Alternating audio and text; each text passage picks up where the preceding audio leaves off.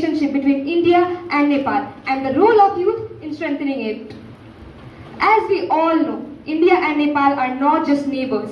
We are family, built on centuries of trust, friendship, and history. Our history is as old as the Himalayas standing tall. Not just that, our friendships are connected so well that it can be compared to the threads of a woven cloth. Let's dive into the three dimensions of this friendship, which are culture, society, and the economic.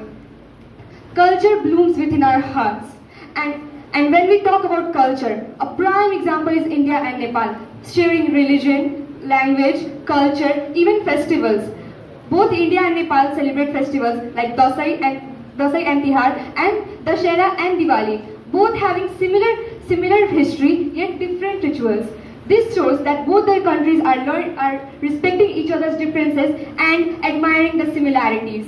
From the flowing river of the Ganga to the temples of Pashupatinath, our culture flows just like a river, refusing to stop at borders. But when we talk about friendship, it is not just limited to culture. It also lies within the citizens of the country.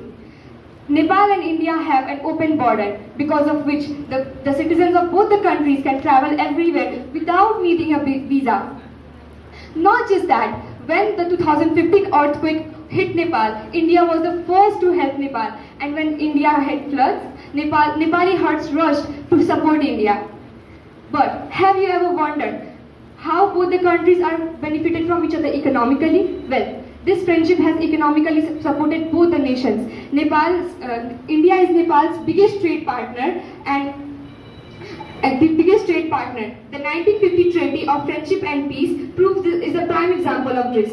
It opened the borders between both the nations, allowing the people to visit, study, and even communicate to each other.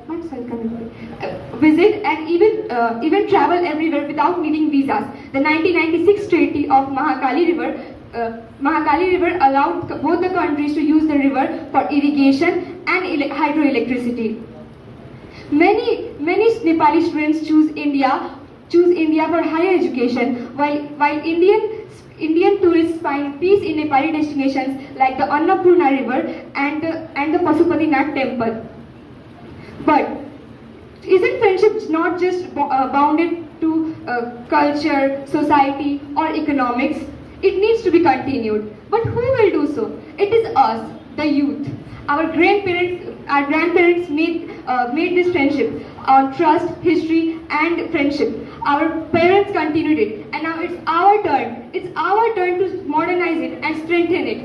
We are the digital generation. We have the creativity to do what requires this friendship to continue for centuries. We can literally communicate to each other by sitting on a couch.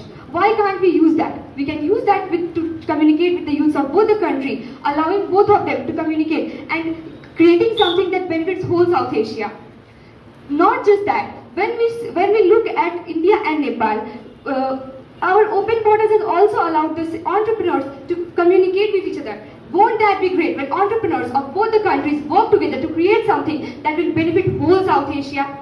Well, let's be the generation that builds bridges, not walls. Let's be the generation to create bridges for the coming generations to walk on. And let's be the generation who can talk about the stories of two nations having the same destiny. Because always remember, friendship is always continued when the hearts of two nations are combined.